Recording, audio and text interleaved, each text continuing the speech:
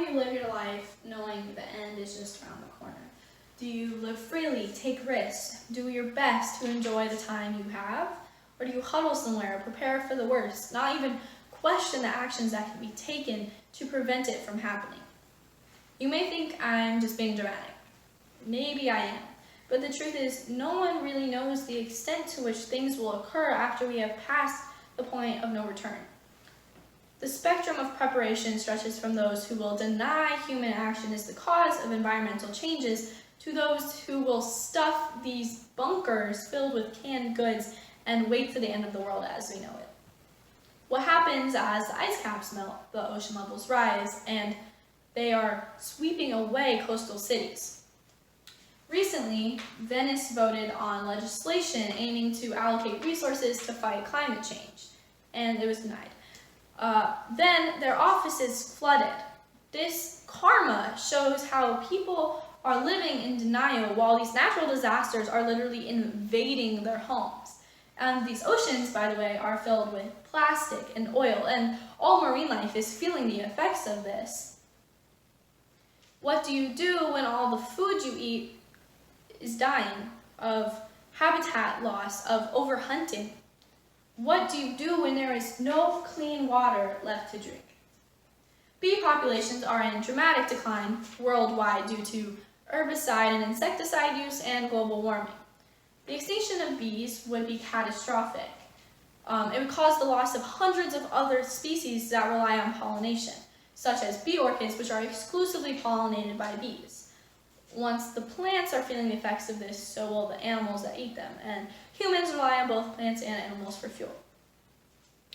This is just one example of the ripple effect of environmental process caused by climate change, and I chose it because many people are already familiar with it. This fear, this conception of the absolute worst case is what we need to drive the movement behind preventing it. People who deny the climate crisis or its causes and probable effects ask, well, what if it doesn't happen? Well, would it be bad if we cleaned our oceans? Like, what possible negative effects would come out of reducing our use of single-use plastics? Why is monetary gain and corporate profit still valued above the well-being of our planet and therefore ourselves? We are not immune to the more frequent hurricanes, to the more extreme weather. Jeff Bezos single-handedly has enough money to greatly reduce the threat to our planet, but he probably never will. I'm not saying all the responsibility is on one person. This is not an individual's problem. This affects everyone. The main force behind the reduction of emissions should come from the governments of industrialized countries that are disproportionately inflicting harm by releasing CO2 into the atmosphere. So there are two levels in which we need to inflict change for the better. The smaller personal changes that won't affect your daily lives much, and the larger systematic changes that will drastically affect our infrastructure. I don't want to go on a whole socialist tirade here, but capitalism is the perpetrator of mistreatment of our earth and its resources. The fast fashion, big oil, new unnecessary versions of the same products. These companies are funding the block of any bills that would regulate and reduce emissions, and they prevent these measures because they want to profit.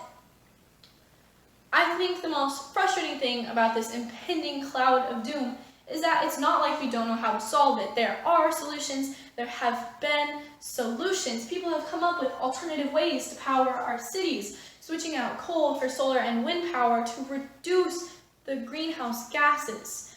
One person can put solar panels on their house, but what good does that do if all of their neighbors still rely on electricity produced by coal plants? In January of 2019, Germany vowed to shut down all 84 of their coal power plants in the next 20 years. Coal accounted for 40% of Germany's energy production, and the plan includes $45 billion.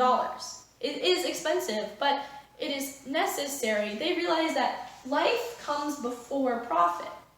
At some point, money won't be able to solve all of our problems, even if people were willing to spend it, but right now, it can. Cars make it easier to get around, but does each suburban family need two? Why do we rely so heavily on individual transportation? Transportation is the second leading cause of CO2 emissions in the United States, behind power plants to produce electricity. A very simple solution is to extend the railroads, connecting the suburbs to the cities where most people commute. This example of a change in infrastructure shows the way the individual level and the collective level interact. If the government makes a big change by extending the railroads, then people can choose to make a smaller change by taking the subway to work instead of their car.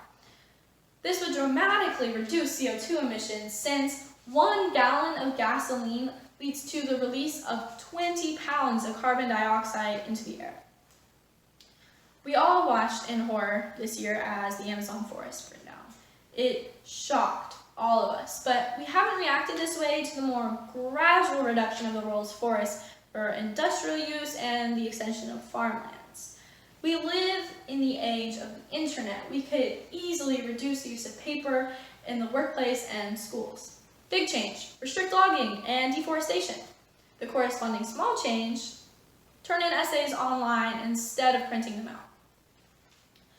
Recently, there has been a metal straw trend aiming to save the turtles, but the reality is less than 1% of all the plastic in the ocean is from single-use straws, while around half of it is from fishing nets.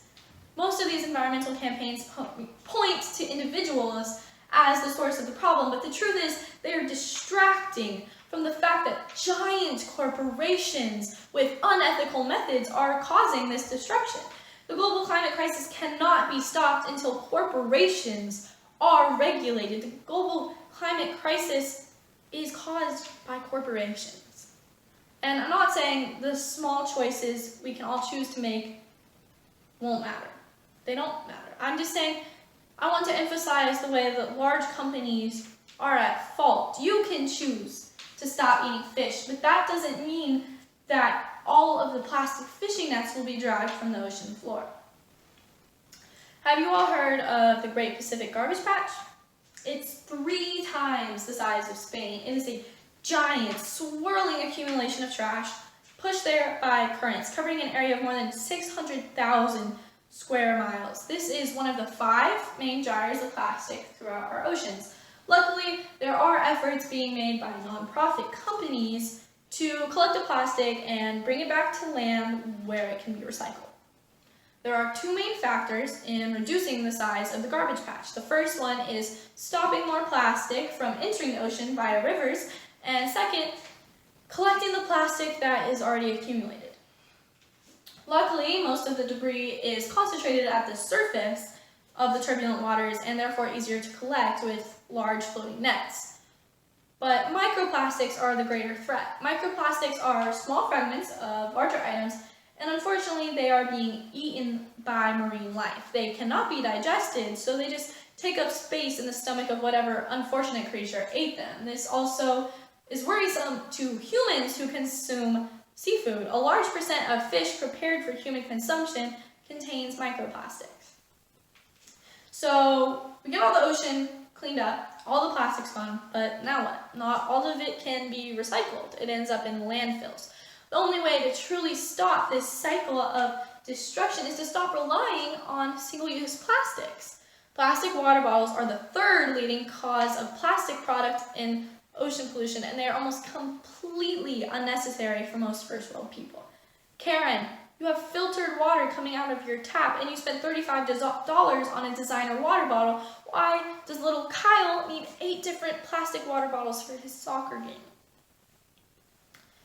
Next, of course, are single-use plastic bags, the kind you get at grocery store checkout. Only 3 out of the 50 states have outlawed these bags: New York, Hawaii, and California.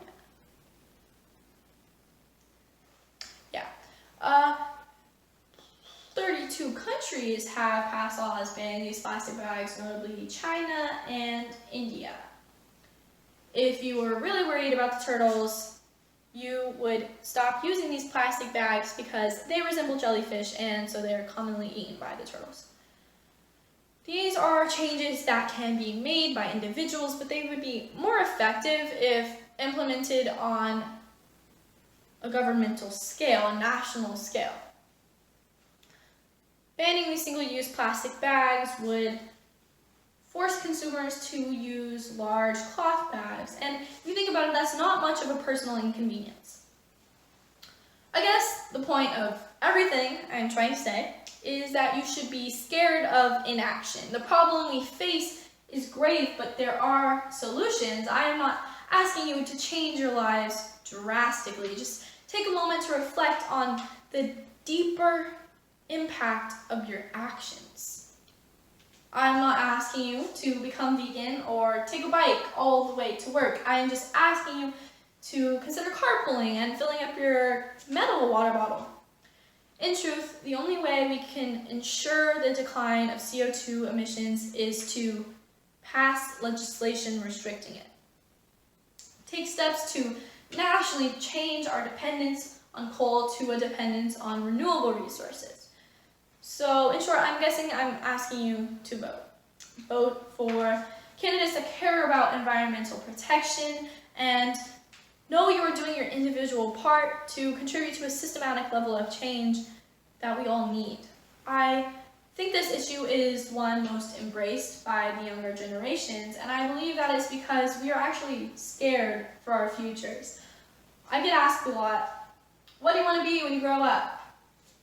And some of us have answers, maybe even a plan, but the reality is 11 years may be all we have. That's the point of no return. And who knows if we will be able to have a stable life like the ones we've imagined for ourselves if all this happens. The people who actually have the power right now to enact change might not even be alive to see the greater effects of the climate crisis, seeing as baby boomers make up most of our Congress. But please, help us save our future.